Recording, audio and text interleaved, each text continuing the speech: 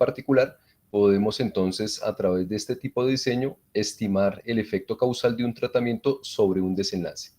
Para eso es importante entonces contar con una regla de decisión en la cual debe existir una tercera variable diferente a la variable de tratamiento y diferente a la variable de desenlace, que sea la que a través de esta se defina cuándo una persona recibe o no un tratamiento. Y eso básicamente se hace porque esa regla de decisión nos debe decir que existe un punto de corte a través del cual se tome esa decisión de cuándo una persona, insisto, pues recibe o no el tratamiento.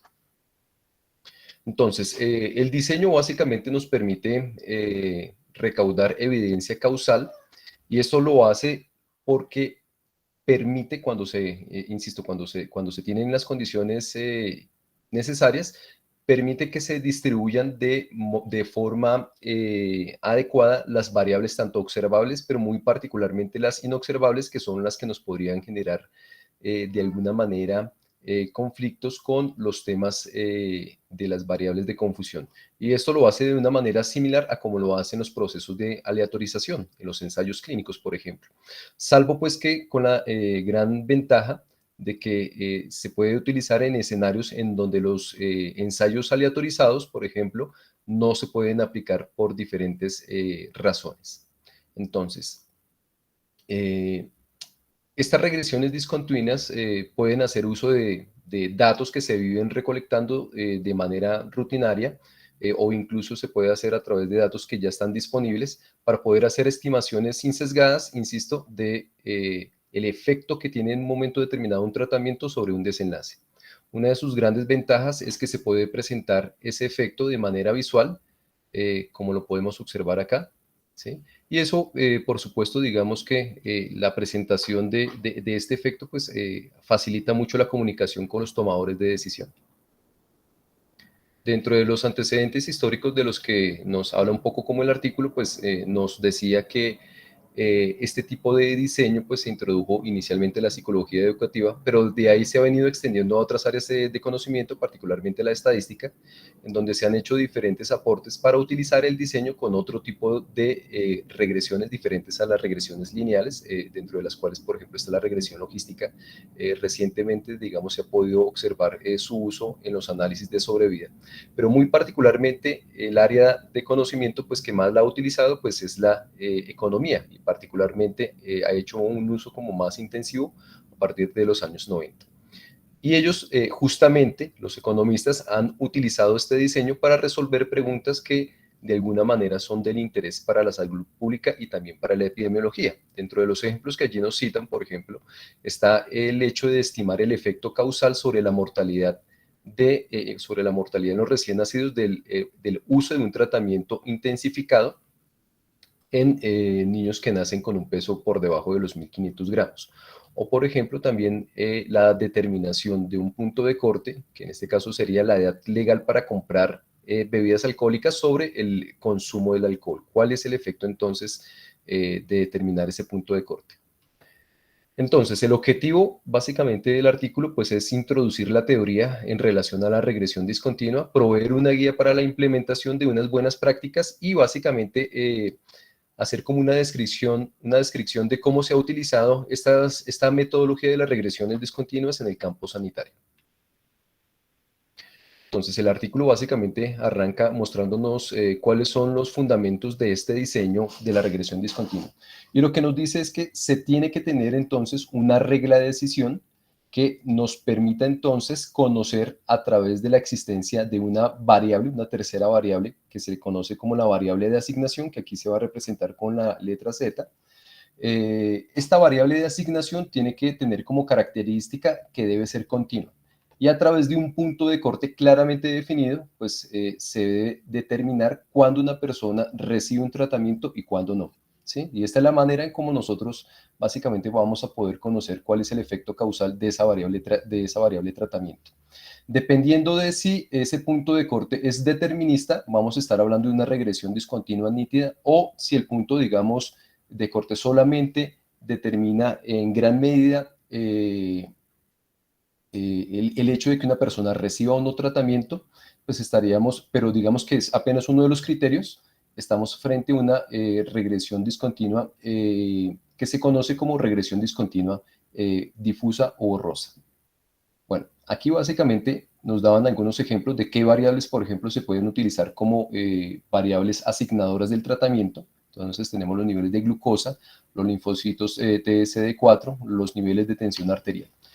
Entonces, cuando tenemos estas variables de asignación, estas variables van a permitir generar un fenómeno de variabilidad aleatoria en los procesos de medición que nos permiten entonces a clasificar a los individuos en relación a un punto de corte, de tal manera que nosotros los podamos mirar, es decir, estos grupos van a quedar divididos, insisto, por este punto de corte, de tal manera que sean completamente comparables, es decir, que en promedio los dos grupos van a ser igual y que por lo tanto entonces las variables, bueno, las covariables y las variables particularmente inobservables van a quedar distribuidos de manera aleatoria. Cuando yo me refiero a variabilidad aleatoria, me refiero a que digamos, con esas mediciones que se utilizan, si a un individuo se le toman, por ejemplo, 3 mediciones el mismo día, pues vamos a tener valores muy parecidos, pero que no son exactamente iguales. Eso básicamente va a generar esa asignación aleatoria tal como ocurre con los ensayos aleatorizados. Y gracias a esto, vamos entonces a poder hacer la estimación del efecto causal, que es lo que se puede como visualizar de manera muy fácil a través de la graficación, y se llaman se llaman regresiones discontinuas porque básicamente vamos a ver un fenómeno como este alrededor de un punto de corte, que es el que nos permite entonces hacer la estimación del efecto causal, porque esencialmente los dos grupos a ambos lados del punto de corte van a ser idénticos en promedio, excepto por la asignación del tratamiento. Para eso se requiere entonces cumplir unos supuestos y unas condiciones para que evidentemente los resultados con este diseño sean válidos.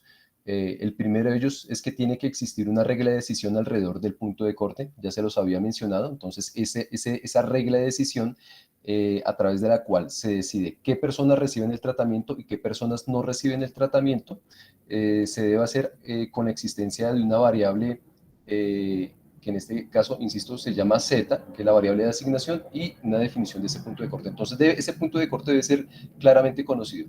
Ahora bien, si no basta solamente con el punto de corte para que se asignen a las personas a un tratamiento o no, pues se requiere entonces conocer cuáles son aquellos factores que inciden en el proceso de asignación, ¿sí?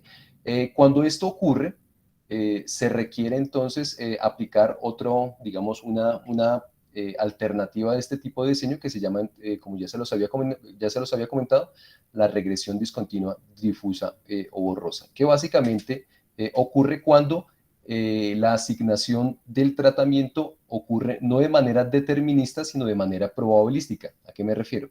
Digamos que aquí podemos observar la probabilidad de que un grupo no reciba el tratamiento o que sí lo reciba. Cuando esa probabilidad es del 100% para aquellas personas que estén por encima o por debajo del punto de corte, y la probabilidad es de 0, igual para las personas que están por encima o por debajo de un punto de corte determinado, pues estamos hablando de una regresión discontinua nítida. Pero sí, lo que hace es que simplemente ese punto de corte define una probabilidad alta de que las personas ingresen o no dentro de ese grupo de tratamiento. Estamos frente a una regresión discontinua difusa o borrosa.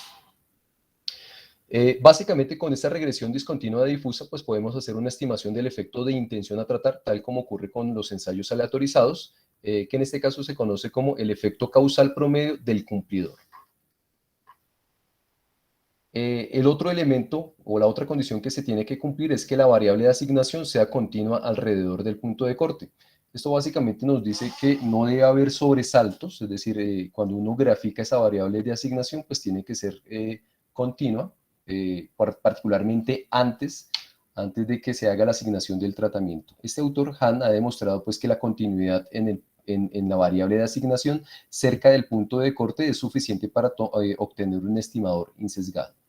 Para eso entonces es fundamental que nuestra variable de asignación sea continua y medida, como ya se los había mencionado, antes del tratamiento. La otra condición que necesitaríamos tener presente para poder hacer un uso válido de este diseño es que los potenciales desenlaces y también incluso las variables o las covariables y particularmente las variables inobservables, pero muy particularmente las que nosotros podemos medir, tampoco muestren sobresaltos o discontinuidades alrededor del punto de corte, ¿sí? Entonces tendría que mostrar este tipo de continuidad y no presentarse escenarios como este. Esto básicamente se debe a que cuando esto se cumple, pues vamos a tener que las personas alrededor de ese punto de corte van a ser comparables completamente, ¿sí? Entonces, hipotéticamente, si las personas que no recibieron el tratamiento lo recibieran, deberíamos poder observar en ellos entonces el efecto de ese tratamiento sobre nuestra variable de desenlace. Este supuesto es violado si el punto de corte de alguna manera fue determinado por la existencia de una discontinuidad subyacente a causa de una relación entre la variable de asignación y la variable de desenlace. Por ejemplo, si fue determinado por un fenómeno fisiológico correlacionado con la variable de desenlace, como podría ocurrir, digamos, en los casos en los que el punto de corte, ese punto preciso fue determinado porque, digamos, allí hay la ocurrencia de algún fenómeno. En este caso, digamos, podría ser la mortalidad cardiovascular. Y eso pues nos pondría en una situación de causalidad reversa que nos podría confundir entonces esas relaciones. La forma en que nosotros podemos verificar eso es simplemente graficando la distribución de la variable de asignación con relación a la variable de desenlace o las covariables y observar pues que en todo momento hay continuidad. Podemos sospechar que hubo alguna manipulación de ese punto de corte cuando vemos que esta distribución hay abultamientos como el que se observa acá, ¿sí? Entonces, pero en general este supuesto de continuidad es satisfecho si nosotros sabemos que las personas no pueden tener control sobre esa variable de asignación o si la tienen, digamos, es un control imperfecto. Como por ejemplo, no sé, las mediciones de los linfocitos TSD4, digamos, es algo que se escapa a la capacidad de las personas de poderlas manipular. ¿Cómo se hace entonces la inferencia y la estimación en la regresión discontinua nítida?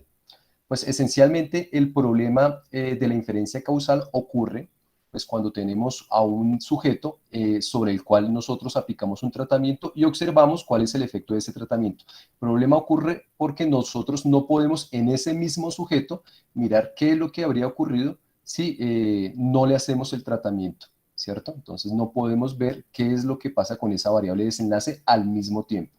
La manera como los ensayos aleatorizados lo resuelven es simplemente ya no mirar qué es lo que pasa en cada individuo, sino lo hace pues por grupos. Y con eso entonces básicamente hacen una estimación del efecto causal promedio para la población. ¿Listo? Entonces, mediante un proceso de aleatorización hace que los dos grupos sean prácticamente idénticos en todo, excepto pues en la variable de tratamiento, o por lo menos sean muy idénticos y por lo tanto entonces podamos hacer el proceso de comparabilidad.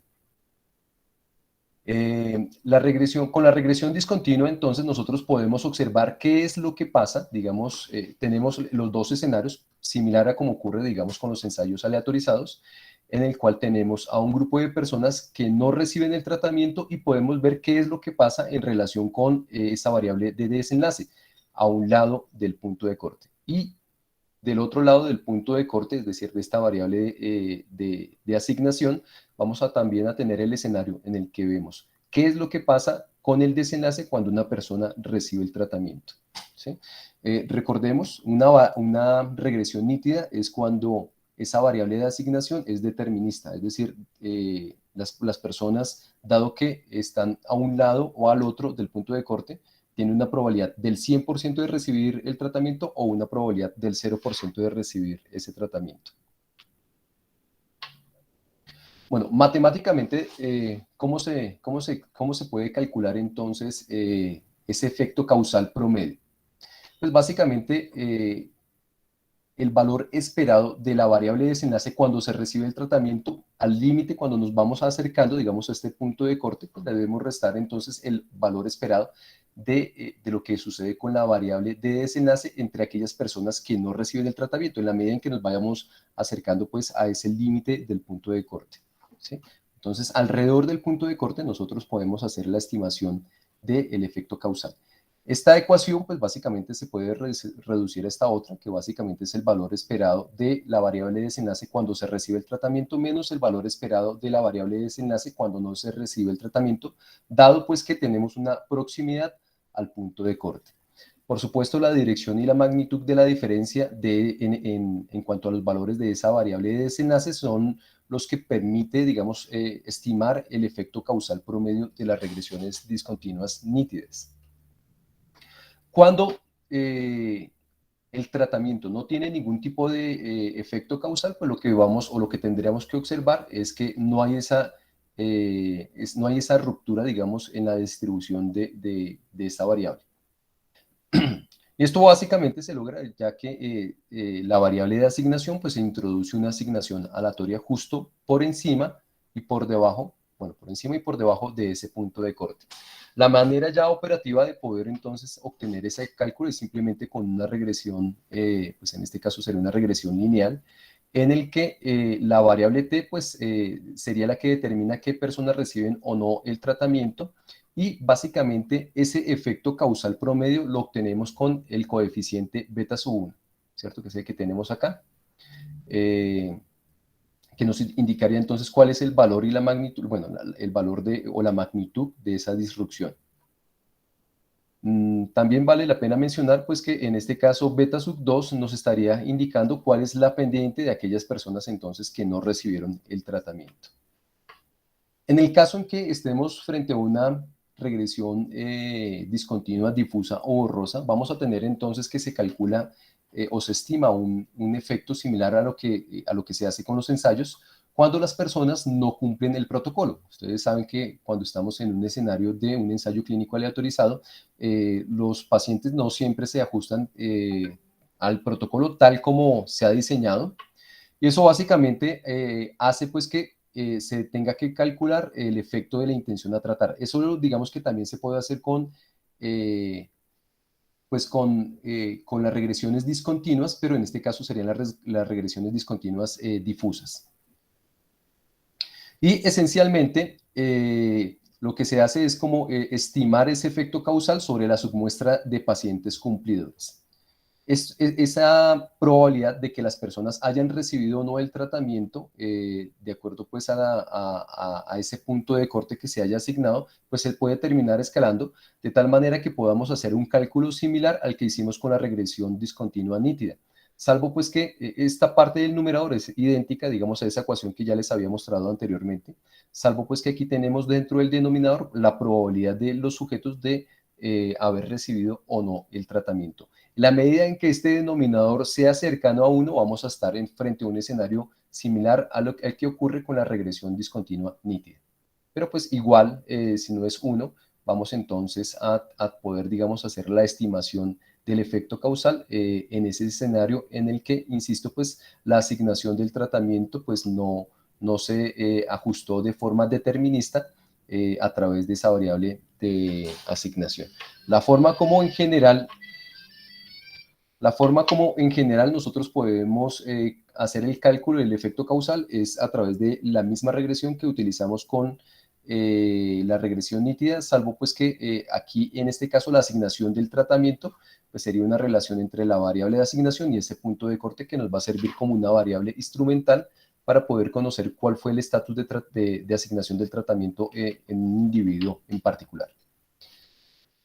En ese orden de ideas, básicamente los autores nos muestran una guía del paso a paso para poder hacer una correcta implementación de la regresión discontinua. Y para ello, básicamente, nos dicen que debemos entonces mirar cuál es la factibilidad de poder hacer uso de este diseño. Y si digamos que nos decantamos por este diseño, entonces escoger si utilizamos una regresión discontinua borrosa o difusa o una regresión discontinua nítida.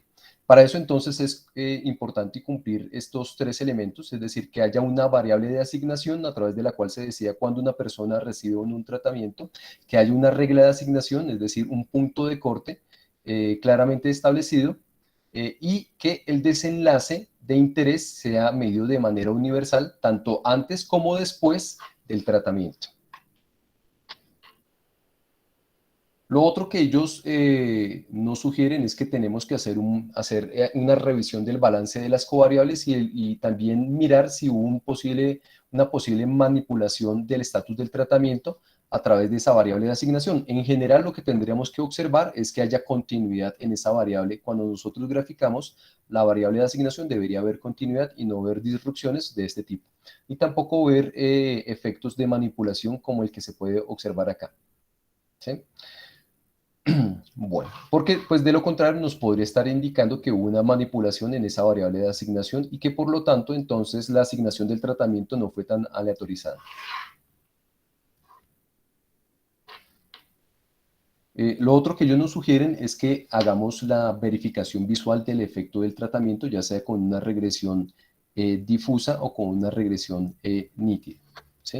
En aquellos casos en donde no observamos esta disrupción, por supuesto, pues estaríamos frente a un escenario en el cual el tratamiento tuvo un efecto nulo. También nos sugieren pues que se hagan los correspondientes ajustes del modelo de regresión para poder estimar de manera adecuada el efecto del tratamiento. Entonces, para hacer esa estimación, pues nosotros deberíamos poder elegir o iríamos a elegir entre si usamos datos que estén cercanos alrededor del punto de corte, ¿sí? O si vamos a utilizar el conjunto de datos completo. Cuando se decida entonces hacer una regresión lineal local, pues se deben definir diferentes anchos de banda, es decir, alrededor del punto de corte debemos definir distancias a través de las cuales nosotros hagamos la comparación de los sujetos que recibieron el tratamiento y de aquellos que no recibieron el tratamiento, insisto, alrededor de ese punto de corte. El uso de diferentes de diferentes anchos de banda nos permitiría entonces conocer qué tan consistente es ese resultado o esa estimación que nosotros obtuvimos. Cuando se vayan a utilizar datos completos, pues ellos sugieren que se utilicen modelos flexibles con términos polinomiales de orden superior que se comportarían de manera similar a las regresiones lineales. Y cuando se hagan regresiones lineales locales, pues digamos que eso es una sugerencia, es una buena práctica, se deben utilizar pequeños anchos de banda.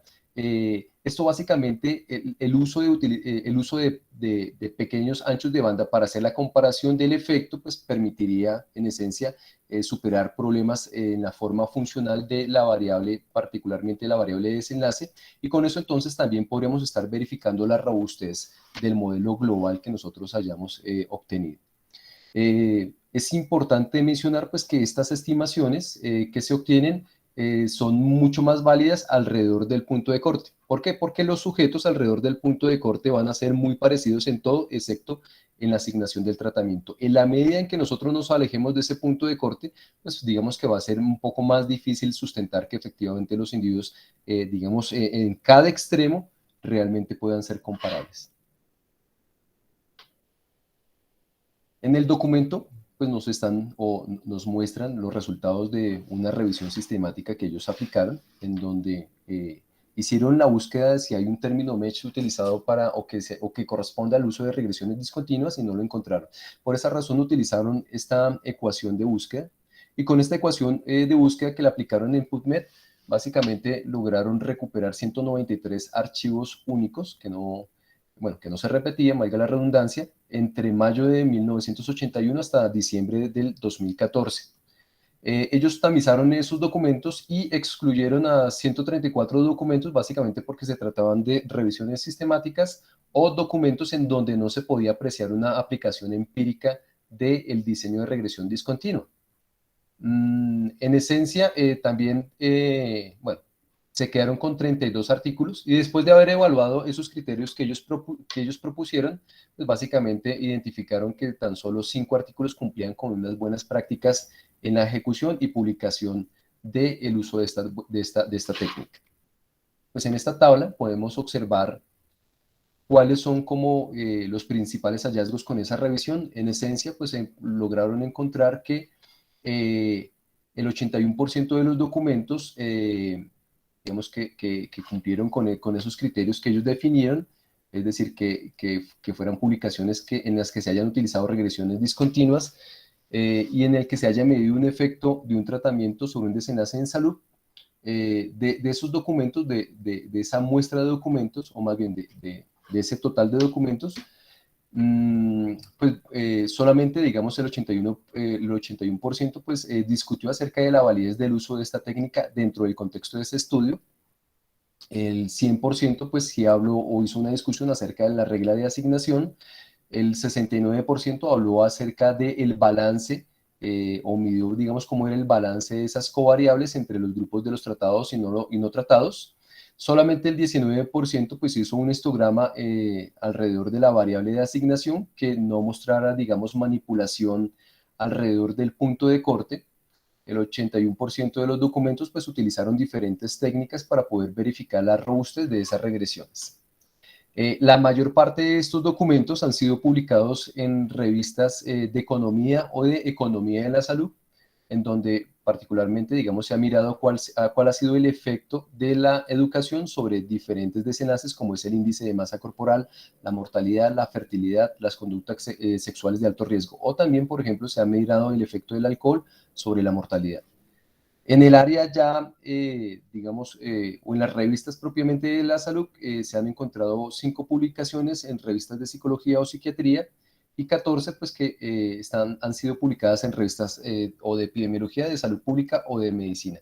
La mayor parte de las publicaciones que ellos encontraron se ubican antes del 2012, pero de ahí en adelante se puede observar un uso cada vez más intensivo pues, de este tipo de técnica. En cuanto a la discusión, los autores básicamente nos refieren pues que esta debería ser una muy buena alternativa, digamos, a tener en cuenta cuando se están realizando estudios de cohorte.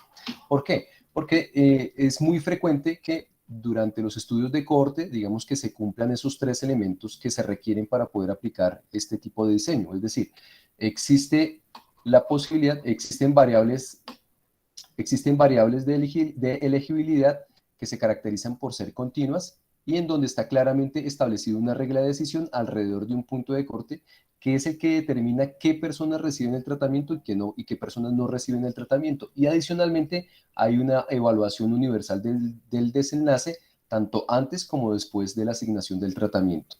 Ellos básicamente nos dicen que se trata, este método de la regresión discontinua es un poderoso método cuasi experimental que aventaja a otros diseños en cuanto a su posibilidad de hacer inferencias causales. Pues toda vez que esa variable de asignación y particularmente el punto de corte, digamos que permite hacer una aleatorización natural de las variables observables, pero muy particularmente de las variables inobservables. ¿Listo? Entonces eso es lo que genera un balance que permite que esos dos grupos, antes y después del punto de corte, puedan ser comparados.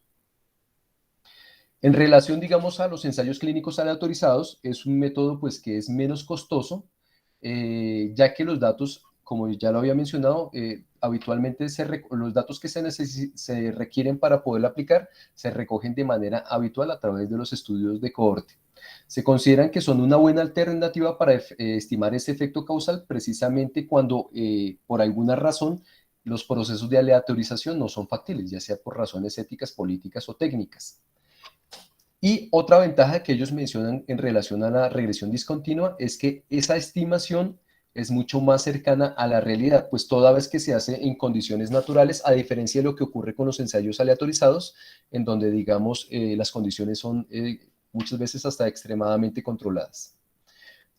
Por la naturaleza local de esa estimación, entonces, digamos que eso es algo que habría que verificar, pero en general, digamos que esos resultados serían válidos alrededor del punto de corte. En la medida en que nosotros nos alejemos de ese punto de corte, pues digamos,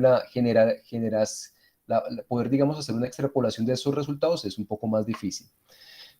A pesar de que se ha demostrado pues, que estas regresiones discontinuas tienen un buen desempeño cuando se les compara con los ensayos clínicos aleatorizados, pues digamos ellos han visto que hay una subutilización de este tipo de diseños. Y la prueba de ello está en que durante ese periodo en el cual ellos condujeron esa revisión sistemática, en esa ventana de tiempo, pues encontraron que la cantidad de documentos que hablan acerca de ensayos clínicos aleatorizados es básicamente pues de 490.000. para una relación de 2.500, casi que 2.500 documentos que hablan acerca de ensayos aleatorizados en comparación a, digamos, a un documento pues, que hable acerca de la regresión discontinua. Ellos básicamente mencionan que esto se puede deber pues, a el desconocimiento de esta técnica por parte de los epidemiólogos, o que muchas veces, digamos que no hay acuerdos en cuanto a, digamos, acuerdos conceptuales frente al uso de este tipo de técnicas. Y menciona precisamente que las series de tiempo interrumpidas, pues que más bien son utilizadas con mayor frecuencia dentro de la epidemiología, pues se pueden considerar de alguna manera como un subtipo de regresión discontinua. Y eso se debe básicamente a que el tiempo calendario vendría actuando como aquella variable de asignación Z.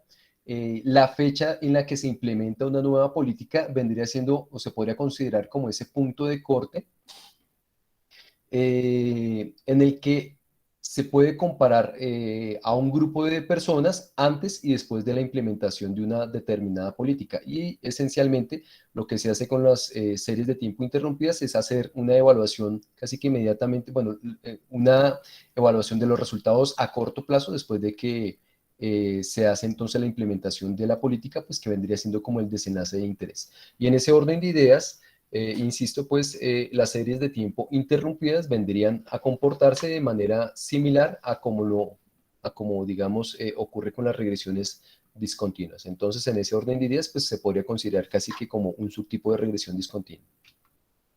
Ya para finalizar, pues les quería mostrar, digamos, algunas menciones en relación con la medista, en relación a la revista sobre la cual se hizo la publicación, que en este caso sería la revista de epidemiología clínica, que como ustedes pueden observar, pues está clasificada dentro del primer cuartil. Estos son como los autores, dentro de las que se encuentra esta primera autora, pues que tiene un doctorado en salud global en salud global y poblacional de la Universidad de Harvard.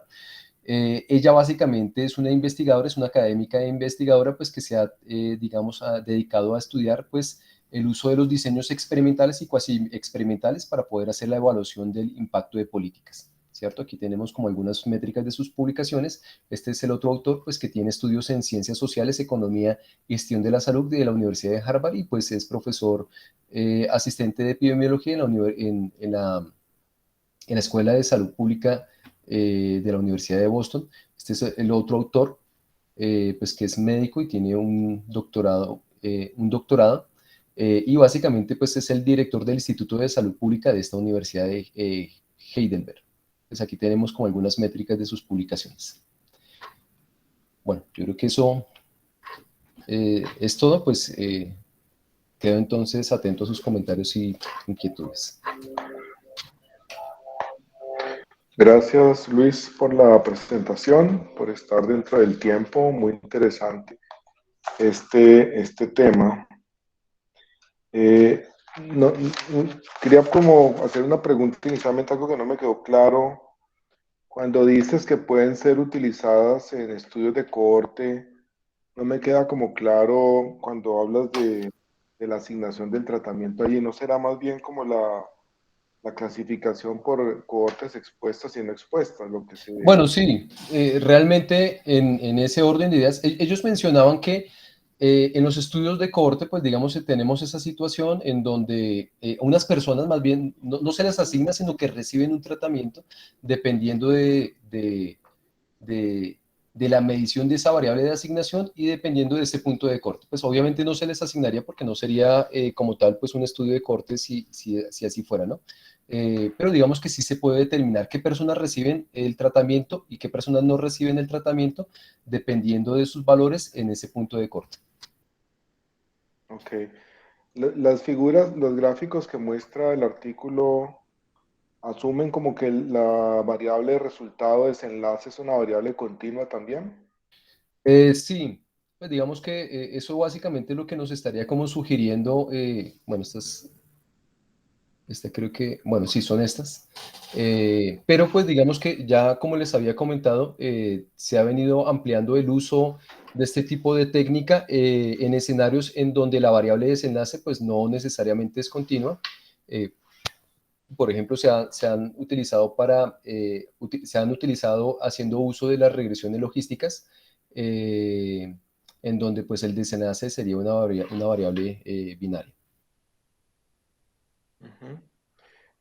¿Qué pasaría, por ejemplo, en el caso, por ejemplo, de la hipertensión arterial, donde, digamos, un criterio para decidir el tratamiento es la combinación de de dos puntos de corte, o sea, la combinación de un resultado de una presión diastólica y una presión sistólica? Digamos, en ese caso, ¿operaría igual o habría alguna diferencia?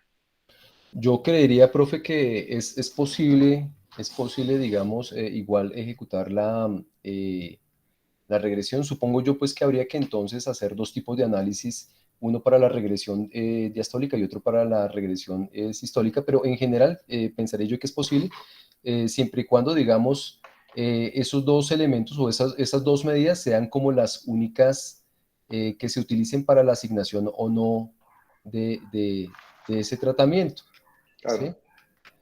Sí, ahí ya sería pues nítido, difusa, como tú Exacto, has dependiendo si hay explicado, otros ¿cierto? criterios adicionales. Ujú.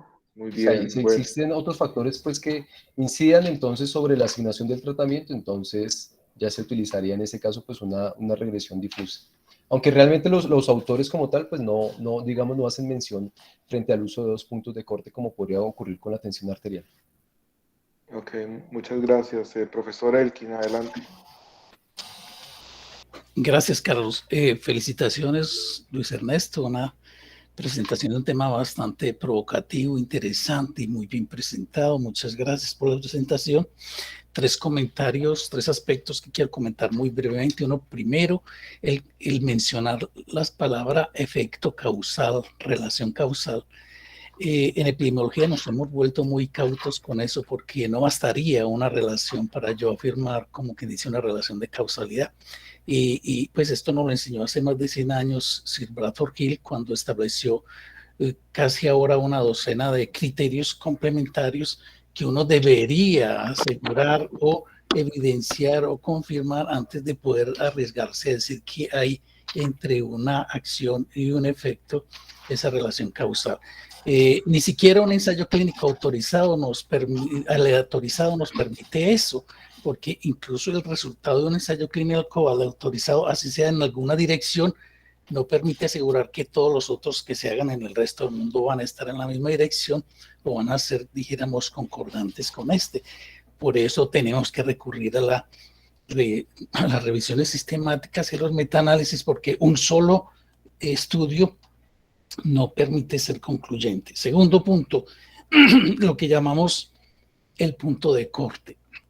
A mí me parece que esa parte es otra crítica porque un punto de corte es un dictamen arbitrario, donde yo digo de aquí para arriba esto y de aquí para abajo esto. Esa arbitrariedad en ese punto de corte tiene consecuencias que se ve muy claramente cuando uno hace todo el análisis de sensibilidad y especificidad en una prueba, simplemente tratando de decir, bueno, cuáles serían los enfermos y cuáles serían los verdaderos sanos. Como tú sabes, si uno mueve ese punto de corte un poco hacia abajo o hacia arriba, verá modificaciones importantes en la sensibilidad y al mismo tiempo en la especificidad.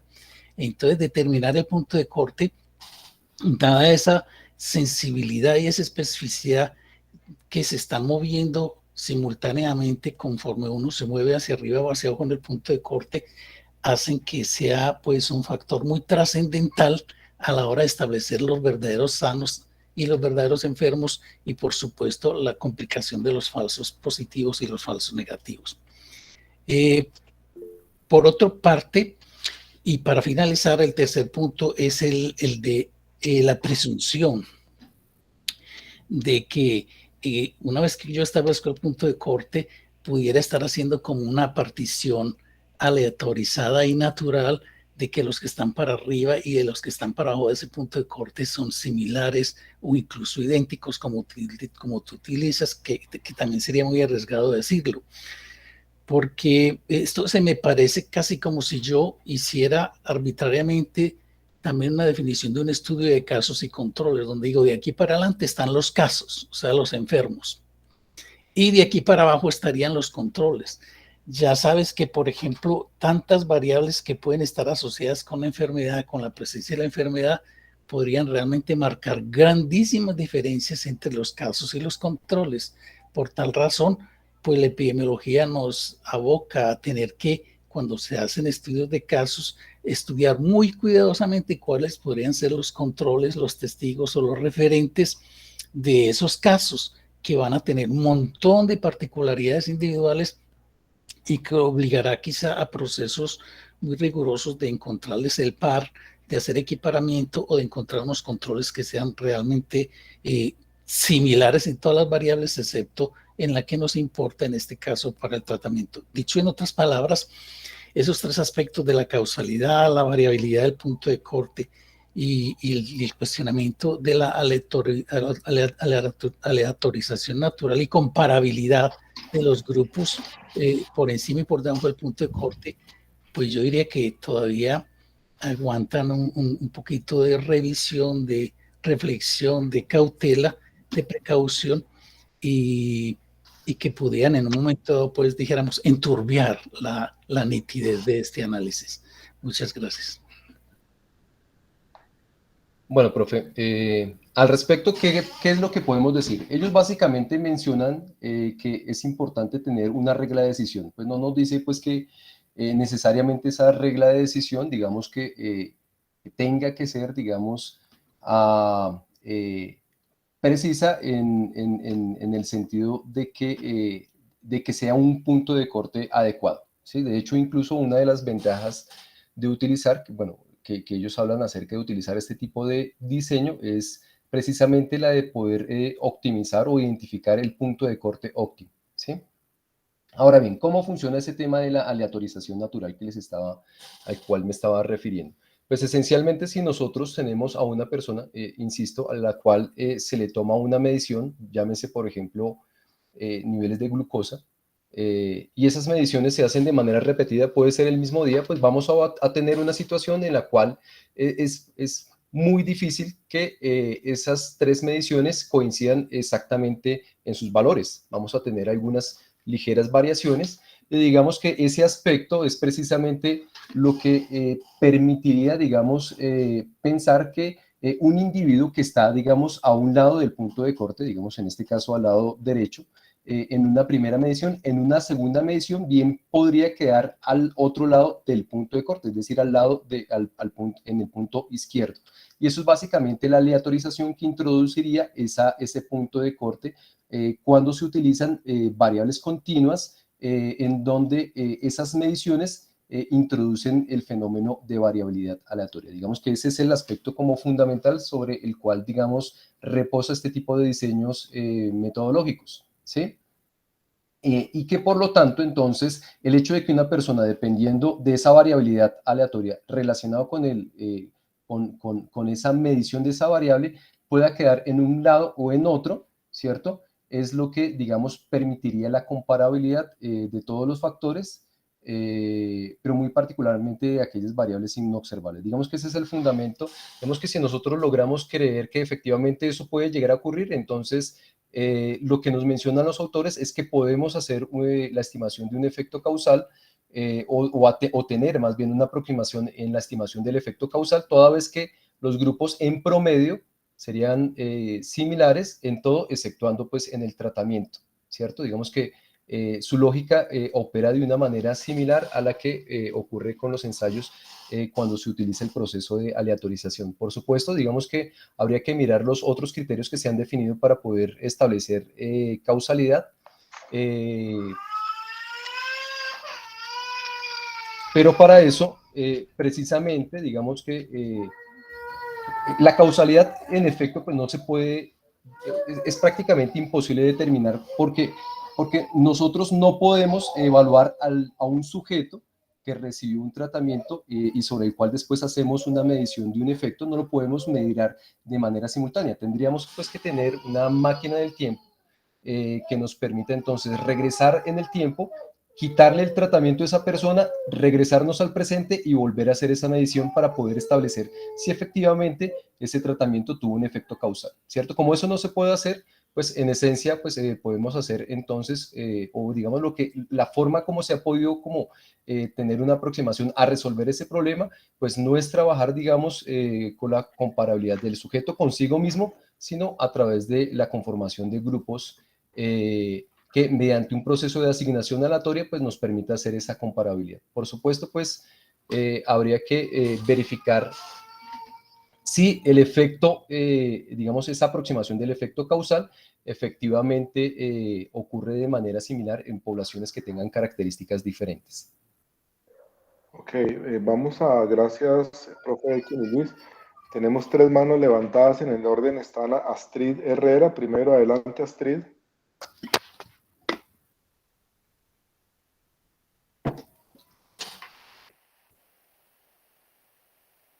Astrid, no te escuchamos. Adelante. Tienes tu micrófono inactivado.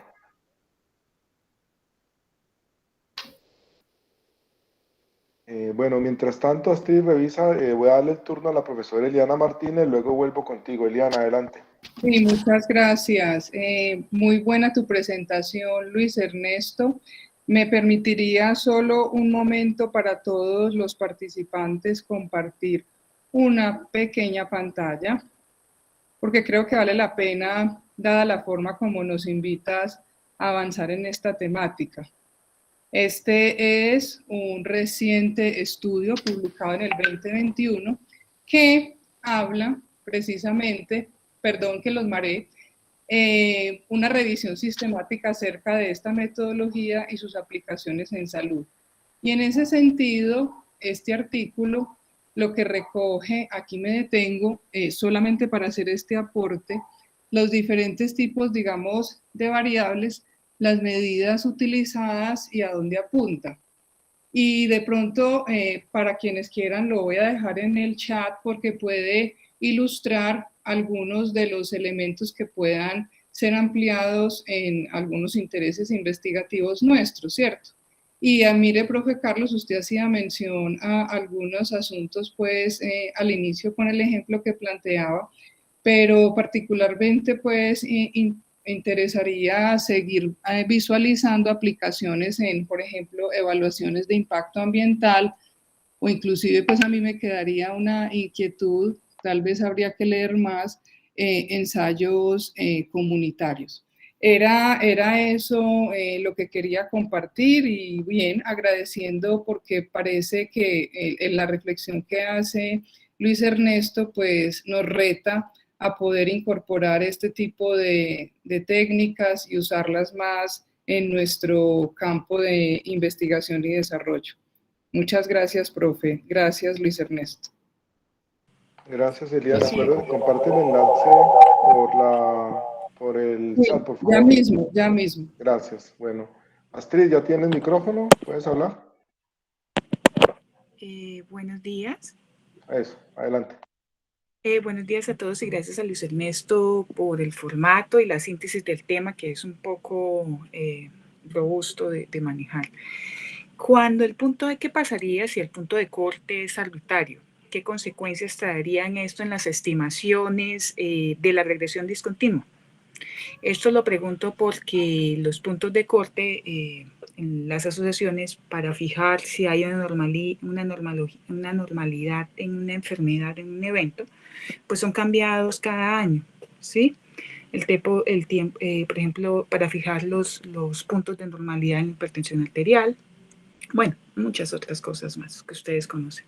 Entonces, gracias, Luis. Bueno, con la importancia, digamos, del punto de corte es esencialmente que a través de ese punto de corte que se haya definido vamos a tener una asignación diferencial dependiendo de si se está por debajo o por encima del punto de corte. Sí, digamos que no habría, digamos, ese punto de corte incluso podría ser de alguna manera casi que arbitrario, pero precisamente este tipo de diseños nos permitiría, mediante los análisis que se hace de manera posterior, identificar mediante la revisión de diferentes anchos de banda, verificar, pues, digamos que si es el punto de corte adecuado. Es decir, que mediante este diseño lo que proponen los investigadores es que se podría terminar ajustando de una mejor forma ese punto de corte. Lo importante con respecto al punto de corte es que sea algo claro, es decir, que en el momento en que se esté utilizando el punto de corte, pues no se esté moviendo, ¿cierto? Que si ya después se modifique, pues digamos que no habría problema, ¿listo? O si antes se ha utilizado un punto de corte diferente, pues tampoco habría problema. Lo importante es que el punto de corte se caracterice por ser único en el momento en que se realiza, digamos, la investigación. Gracias, Luis. Tenemos en el orden de la palabra el profe Hugo Grisales. Profe Hugo, adelante con su intervención. Buenos días. ¿Me escuchan? Sí, Sí, profe. señor. Primero que todo lo felicito, me gustó mucho su exposición y las diapositivas muy bonitas y muy claras. Gracias, profe. Yo quiero hacerte unas preguntas porque alguna vez en la Facultad de Medicina nosotros trabajamos este tipo de regresiones y lo que son el análisis de series de tiempo interrumpidas. Y hay una recomendación muy especial cuando trabajamos con regresión discontinua, es que esencialmente se debe tener un buen volumen de información y esencialmente en muestreos de tipo complejo donde hay el uso de lo que son los factores de expansión en la muestra. En el caso colombiano tenemos, por ejemplo, el estudio del CISBEN-3, ya, donde eligen ese punto de corte que ellos lo llaman objetivo, no al azar o de una manera subjetiva como se puede creer, porque inclusive para la elección de esos puntos de corte hay unas estrategias estadísticas que muchos conocen, como por ejemplo las curvas características o curvas ROC, que le van a dar un punto de corte objetivo. Con respecto a esto, yo te hago unas preguntas. ¿Cuáles son los criterios para la selección del ancho de la banda y cómo afecta la estimación del impacto? Es la primera pregunta. Y la otra pregunta que te iba a hacer, dado que realmente es una estrategia muy laxa en el sentido de que no estaba sujeta a una serie de supuestos clásicos cuando utilizamos modelos de regresión, ¿cuáles serían los equivalentes paramétrico y no paramétrico de esta estrategia? Y por último, hablas algo sobre la implementación en software. Gracias.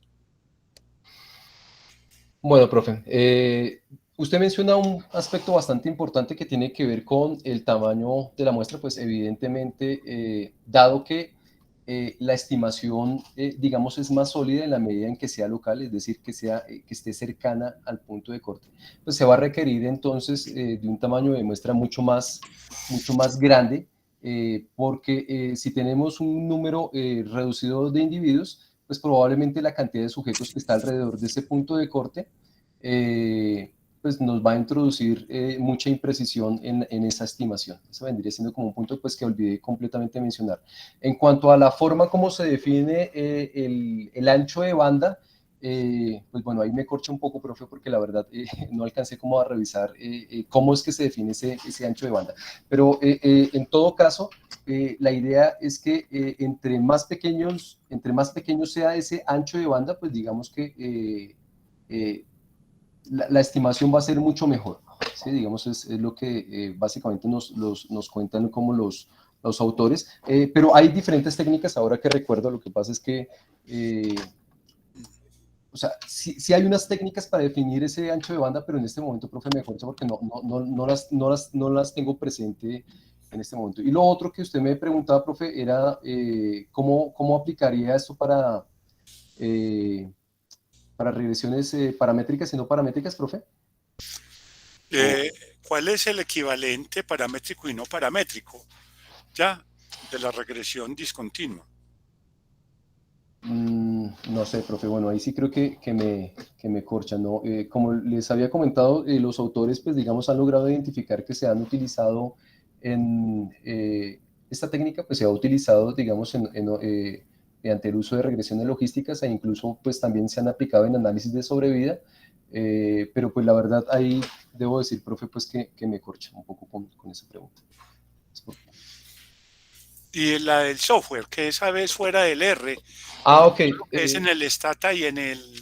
Sí, profe, pues yo digamos que yo he conocido el uso de esta técnica haciendo uso particularmente del Stata, además porque sé que digamos que en el Stata era importante, digamos, la instalación de un paquete específico para poder hacer esas estimaciones con diferentes anchos de banda, ¿cierto?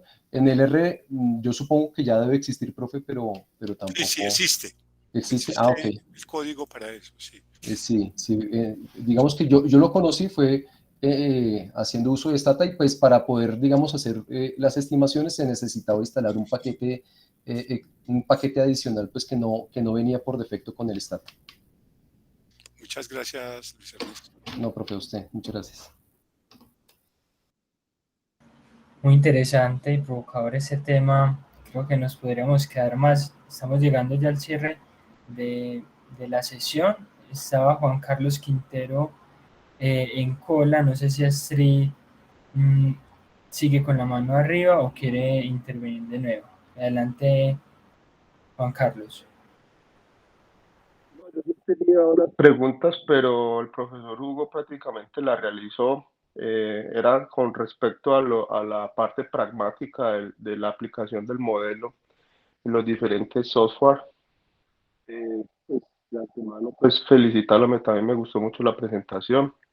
Me queda ya después de la intervención del profe Hugo la siguiente duda, si es necesario o sería mejor hacer un modelo, este tipo de modelos bajo los muestreos complejos, si de pronto conoces si este tipo de metodología se complejiza un poco más, como por decir, se puede realizar desde una metodología mixta donde se incluya también efectos aleatorios en la modelación.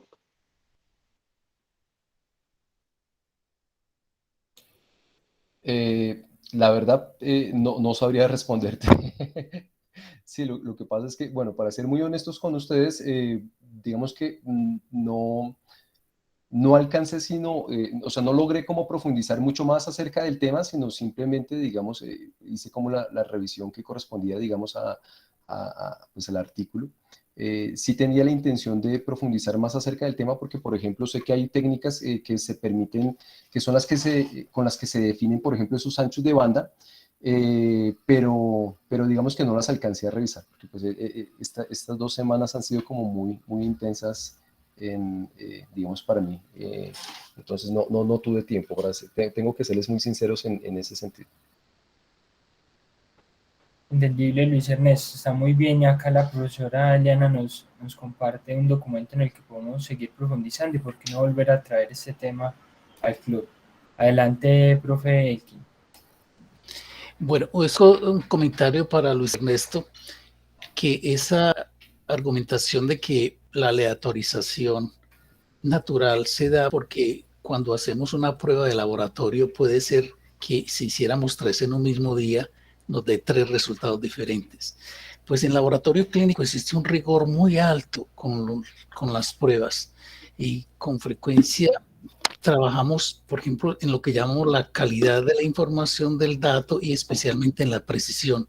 O sea, la repetibilidad del resultado de una prueba de laboratorio tiene una altísima exigencia. Eso prácticamente está ya ahora robotizado para que dijéramos las variaciones y las posibilidades de alteración incluso de factores biológicos humanos quede reducida a la mínima expresión, al punto que dijéramos los errores permitidos no suelen pasar más allá del 1,5%.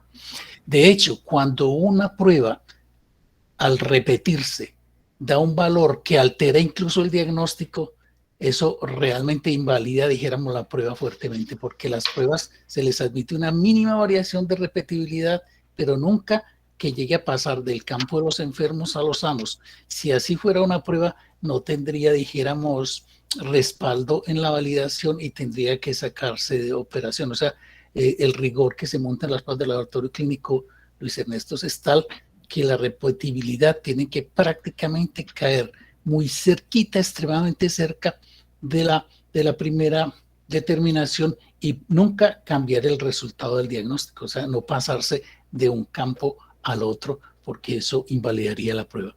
Ese rigor prácticamente no hace pensar que es muy difícil pensar que de por encima y por debajo del punto de corte sea tan fácil aceptar que son dos grupos bastante similares o, como tú dices, hasta idénticos. Muy difícil de aceptar ese presupuesto. Gracias.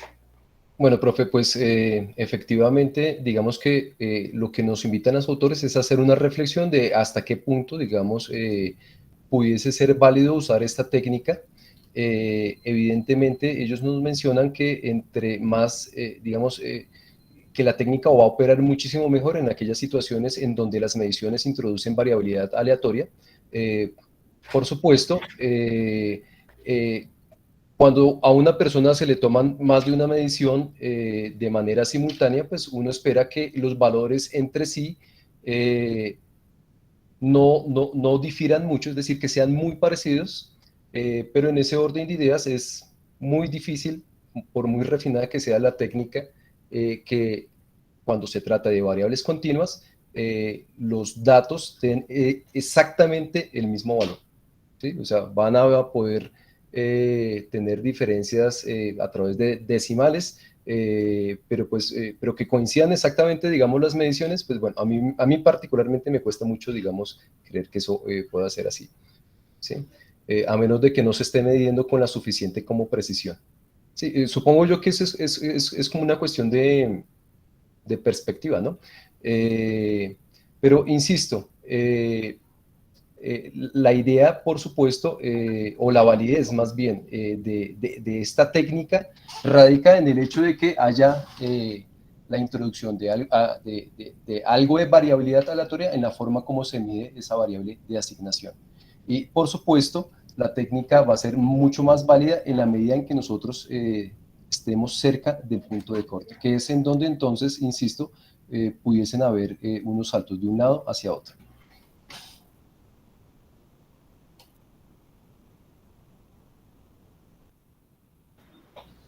De acuerdo, Luis Ernesto, yo creo que hemos llegado al cierre de la sesión.